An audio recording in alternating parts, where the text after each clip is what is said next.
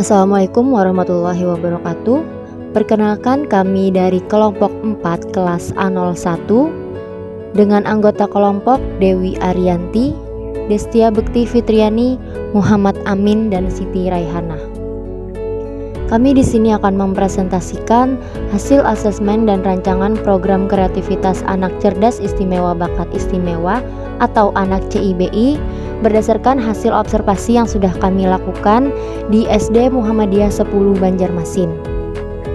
Baik, pertama-tama saya akan menjelaskan mengenai konsep anak cerdas istimewa dan bakat istimewa. Menurut Zainuddin 2016, anak CIBI atau anak berbakat adalah mereka yang diidentifikasi oleh orang-orang berkualifikasi profesional yang memiliki kemampuan luar biasa dan mampu berprestasi tinggi. Anak-anak ini membutuhkan program pendidikan yang berdiferensiasi dan atau pelayanan di luar jangkauan program sekolah yang biasa agar dapat mewujudkan sumbangannya terhadap diri sendiri maupun terhadap masyarakat. Kemampuan-kemampuan pada anak berbakat tersebut baik secara potensial maupun sudah nyata. US Office of Education 1971. Selanjutnya, Susilawati dan kawan-kawan 2016 mengungkapkan bahwa anak yang memiliki kecerdasan di atas rata-rata atau CIBI dapat diklasifikasikan menjadi 3 kelompok, yaitu superior, gifted, dan genius. Ketiga kelompok anak tersebut memiliki peringkat ketinggian intelijensi yang berbeda. Yang pertama yaitu genius, yaitu anak yang memiliki kecerdasan luar biasa sehingga dapat menciptakan sesuatu yang sangat tinggi nilainya. IQ-nya berkisar antara 140 sampai 200. Anak jenius memiliki sifat-sifat positif, diantaranya daya abstraksinya yang baik sekali, mempunyai banyak ide, sangat kritis, sangat kreatif, suka menganalisis, dan sebagainya. Kemudian yang kedua ada gifted, yaitu anak yang tingkat kecerdasan IQ-nya antara 125 sampai dengan 140. Di samping memiliki IQ yang tinggi, juga bakatnya yang sangat menonjol seperti bakat seni musik, drama, dan ahli dalam memimpin masyarakat. Kemudian yang ketiga, superior, yaitu anak yang tingkat kecerdasannya berkisar antara 110 sampai dengan 125 sehingga prestasi belajarnya cukup tinggi. Anak superior memiliki karakteristik sebagai berikut, diantaranya dapat berbicara lebih dini, dapat membaca lebih awal, dapat mengerjakan pekerjaan sekolah dengan mudah, dan dapat perhatian dari teman-temannya. Selanjutnya yaitu faktor-faktor penyebab keberbakatan menurut Idris 2017 halaman 38, diantaranya yaitu yang pertama faktor genetik. Pendapat para ahli sebagian menyatakan bahwa intelijensi dan kemampuan berkualitas diturunkan, dan penelitian dalam genetika perilaku menyatakan bahwa setiap jenis dalam perkembangan perilaku dipengaruhi signifikan melalui gen atau keturunan. Kemudian yang kedua, faktor biologis. Karena faktor biologis yang tidak bersifat genetik dan sangat berpengaruh pada intelijensi adalah faktor gizi dan neurologik. Kekurangan nutrisi dan gangguan neurologik pada masa kecil dapat menyebabkan keterbelakangan mental. Kemudian yang ketiga, faktor lingkungan. Lingkungan memiliki pengaruh yang cukup kuat terkait bagaimana diekspresikan genetik anak dalam kesehariannya. Faktor keturunan lebih menentukan rentang di mana seseorang akan berfungsi, dan faktor lingkungan menentukan apakah individu akan berfungsi pada pencapaian lebih rendah atau lebih tinggi dari rentang tersebut. Kemudian, konsep pengembangan kreativitas anak CIBI. Pengembangan kreativitas menurut Fahrudin, kita perlu meninjau dari 4 segi atau 4P dari kreativitas. Yang pertama ada pribadi atau person. Manusia adalah pribadi yang unik yang dapat menjadi kreatif ketika selalu berinteraksi dengan lingkungan sekitarnya. Melalui proses belajar, sikap sikap terhadap diri dan metode khas untuk menanggapi orang dan situasi. Sifat-sifat kepribadian didapatkan melalui pengulangan dan kepuasan yang diberikannya. Pengalaman belajar diperoleh dari berbagai lingkungan, diantaranya lingkungan lembaga sekolah, dari pribadi manusia yang unik dan telah berinteraksi dengan alam sebagai bahan inspirasinya, maka muncullah ide-ide atau gagasan yang menghasilkan sebuah produk yang kaya akan inovasi. Kemudian ada proses. Untuk mengembangkan kreativitas anak, ia perlu diberikan kesempatan untuk bersibuk diri secara kreatif dan tentunya dengan tidak merugikan orang lain atau lingkungannya. Misalnya dengan melukis, bernyanyi, bermain musik, dan lain sebagainya. Dalam hal proses ini, pertama-tama, anak perlu mengalami proses bersibuk diri secara kreatif tanpa menuntut dihasilkannya produk kreatif yang bermakna, sebab produk kreatif akan muncul dengan sendirinya dalam kondisi yang menunjang, menerima, dan menghargai peserta didik. Kemudian ada press atau pendorong. Untuk mewujudkan bakat kreatif anak diperlukan dorongan dan dukungan dari lingkungannya yang berupa apresiasi, dukungan, pemberian penghargaan, pujian, insentif, dan lainnya. Kemudian yang terakhir ada produk. Kondisi yang memungkinkan seseorang menciptakan produk kreatif yang bermakna adalah kondisi pribadi dan lingkungan, yaitu sejauh mana keduanya mendorong seseorang untuk melibatkan dirinya dalam proses kreatif tersebut. Kemudian ada pentingnya pengembangan kreativitas pada anak CIBI. Menurut Sukma Wijaya, kreativitas merupakan hal penting dalam kehidupan terutama anak CIBI karena dapat membuatnya lebih produktif. Selain itu juga meningkatkan kualitas hidup serta dapat mempermudah mencari jalan keluar dari sebuah permasalahan. Dengan itu, anak harus diberikan kemampuan kreativitas sejak kecil sehingga mereka dapat memiliki keterampilan yang khusus. Kemudian, hasil asesmen. Yang pertama ada biodata anak. Nama Shanum Malaika Az-Zahra, tempat dan tanggal lahir Banjarmasin 10 Desember 2011. Jenis kelamin perempuan, agama Islam, status anak kandung, anak pertama dari 2 bersaudara, bersekolah di SD Muhammadiyah 10, kelas 4, dan alamat di Jalan Belitung Barat, Komplek Dharma Bakti. Kemudian potensi anak, dari hasil identifikasi yang telah dilakukan berdasarkan alat identifikasi anak CIBI, nominasi diri sendiri, nominasi orang tua, nominasi teman sebaya, identifikasi perilaku negatif, serta tes kreativitas, anak yang bernama Shanum lebih unggul di aspek kecerdasan visual spasial, yang mana Shanum ini memiliki kemampuan yang tinggi dalam kecerdasan, imajinasi, bentuk dalam pikirannya, serta kemampuannya dalam menggambar.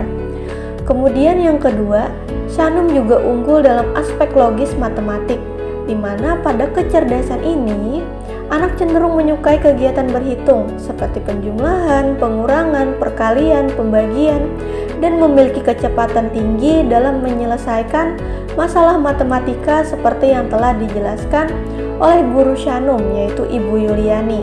Dan yang terakhir, Shanum juga unggul dalam aspek kecerdasan interpersonal, yaitu kecerdasan antar pribadi yang tinggi, di mana anak ini cenderung mudah memahami dan berinteraksi dengan orang lain, sehingga mudah pula bersosialisasi dengan lingkungan sekitar. Baik, setelah kita mengetahui potensi anak, selanjutnya kita memasuki poin yang B, yaitu hambatan. Nah, Shanum termasuk anak yang cerdas dan juga kreatif dalam bidang yang ditekuninya. Tidak banyak hambatan yang kami temukan pada Shanum ini. Hanya saja saat diberikan tes kreativitas, anak sedikit mengalami kesulitan dalam menyelesaikan soal mengenai penggunaan kata dan menjelaskan soal sebab akibat. Anak tidak secepat dan sebaik dalam menjawab tes kreativitas yang berkaitan dengan tes elaborasi dan orisinalitas, yakni tes yang berkaitan dengan kemampuan daya imajinasi anak. Lalu selanjutnya yang C, terkait kebutuhan. Dari hasil identifikasi dan asesmen yang sudah dilakukan, singkatnya, menurut kami, kebutuhan yang diperlukan Shanum untuk mengembangkan bakat dan kreativitas yang dimilikinya, yaitu bidang seni, salah satunya yaitu menggambar atau melukis. Maka kebutuhan Shanum untuk saat ini kami berikan yaitu mengenai teknik pencampuran warna dan teknik dalam melukis. Selanjutnya masuk pada pembahasan terkait program pembelajaran individual independent study. Adapun taraf kemampuan saat ini dari anak terkait materi yang sudah dapat dipelajari dan dikuasai anak, diantaranya yang pertama, anak sudah mampu menggambar. Yang kedua, anak sudah mampu berimajinasi untuk membuat gambar. Dan yang ketiga, anak sudah mampu mengenali alat gambar dan kegunaannya. Sedangkan untuk materi yang belum dipelajari dan dikuasai anak, yaitu yang pertama, anak belum mempelajari dan menguasai mengenai teknik pencampuran warna. Lalu yang kedua, anak belum menguasai teknik dalam melukis. Selanjutnya terkait tujuan umum atau tujuan jangka panjang, yaitu anak mampu menguasai teknik pencampuran warna dan teknik dalam melukis. Sedangkan untuk tujuan khusus atau tujuan jangka pendek, yang pertama adalah mengetahui cara dan teknik dalam pencampuran warna. Lalu yang kedua, menguasai teknik melukis tentang keseimbangan, proporsi, irama atau ritme, dan komposisi dalam seni rupa. Dan yang ketiga, mampu menghasilkan karya lukisan yang luar biasa. Lalu adapun hal lainnya yang termuat dalam program pembelajaran individual ini, yaitu yang selanjutnya adalah materi.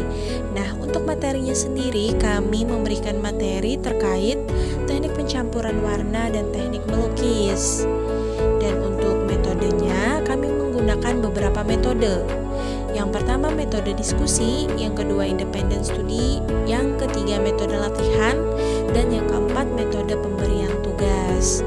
Dan untuk medianya kami menggunakan kertas karton atau kanvas dan krayon atau cat air untuk mewarnainya. Sedangkan untuk alokasi waktu yang kami perlukan dalam satu kali pertemuan yaitu 2 kali 45 menit atau senilai dengan 90 menit, yang mana waktu program ini dimulai pada pukul 8 dan waktu dicapai atau waktu berakhir pada pukul 9.30. Dan terkait deskripsi tentang pelayanan pembelajaran yang kami lakukan, yaitu tentunya diawali dengan pendahuluan, yang mana pada pendahuluan ini kami melakukan beberapa hal, diantaranya yang pertama, siswa dipersiapkan agar siap menerima pembelajaran. Yang kedua, siswa dan guru membaca doa sebelum belajar. Yang ketiga, untuk membuka pembelajaran akan diberikan pengantar tentang seni lukis, media, serta teknik melukis. Yang keempat, guru menyiapkan peralatan lukis. Dan yang kelima, guru memberikan penjelasan tentang teknik melukis. Selanjutnya masuk pada kegiatan inti.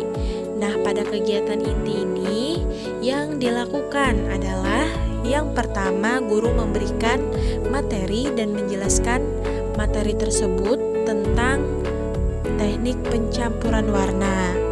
Yang kedua, guru dan anak berdiskusi untuk membahas materi tentang teknik lukis. Dan yang ketiga, anak bisa bertanya tentang pembahasan yang belum ia pahami kepada gurunya. Dan selanjutnya, setelah kegiatan inti berakhir, masuk pada bagian penutup. Dan di penutup ini yang dilakukan adalah yang pertama, guru memberikan kesimpulan belajar, misal mengulangi materi pelajaran yang sudah dipelajari. Yang kedua, guru memberikan tugas untuk anak berlatih di rumah. Yang ketiga, membereskan semua media belajar. Yang keempat, anak merapikan peralatan lukis dan memasukkan ke dalam tasnya.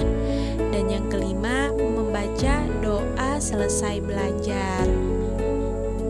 Dan selanjutnya masuk pada penilaian atau evaluasi.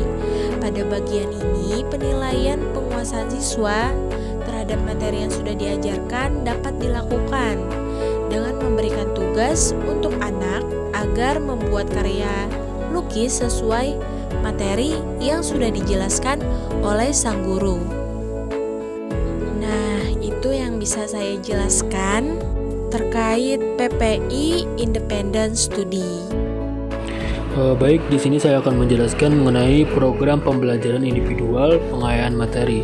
Nah, selanjutnya di sini ada taraf kemampuan saat ini. Nah, adapun kemampuan saat ini yang pertama adalah anak sudah mampu menggambar, anak sudah mampu berimajinasi untuk membuat gambar, anak sudah mampu mengenali alat gambar dan kegunaannya. Adapun materi yang belum dipelajari dan dikuasai anak adalah anak belum mempelajari dan menguasai mengenai teknik pencampuran warna, dan anak belum menguasai teknik dalam melukis. Nah, di sini ada pula tujuan umum dan tujuan khusus. Tujuan umum sendiri dapat dikatakan sebagai tujuan jangka panjang. Tujuan jangka panjang pada program ini adalah agar anak mampu menguasai dan mengembangkan keterampilan melukis dan dapat menghasilkan sebuah karya lukis yang bermanfaat. Dan selanjutnya tujuan khusus atau tujuan jangka pendek, yaitu anak mampu mengembangkan potensinya dalam melukis dan dapat membagi ilmunya kepada orang lain. Nah, selanjutnya di sini ada komponen-komponen lagi mengenai program pembelajaran yang akan dilaksanakan kepada anak. Yang pertama ada materi, media, metode, dan alokasi waktu. Nah, adapun materi yang akan disampaikan yaitu tentang teknik pencampuran warna dan teknik melukis. Yang kedua, media. Media di sini kita akan menggunakan kertas karton atau kanvas dan krayon atau cat air.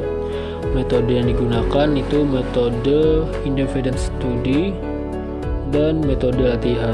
Alokasi waktu dalam satu kali pertemuan dalam waktu 2 kali 45 menit atau setara 90 menit. Satu waktu dimulai pukul 8 dan waktu dicapai sampai pukul 9.30. Selanjutnya di sini ada deskripsi tentang pelayanan pembelajaran. Nah, di sini ada 3. Yang pertama ada pendahuluan, kegiatan inti, penutup. Untuk pendahuluan sendiri di sini ada beberapa poin. Yang pertama, siswa dipersiapkan agar siap menerima pembelajaran. Siswa dan guru membaca doa sebelum belajar. Guru menyiapkan peralatan lukis. Yang terakhir, guru memberikan komentar mengenai karya anak. Adapun kegiatan intinya adalah anak belajar melukis sendiri mengenai materi pengayaan yang sudah diberikan. Penutup, guru memberikan tugas untuk anak berlatih di rumah. Nah, selanjutnya adalah penilaian evaluasi.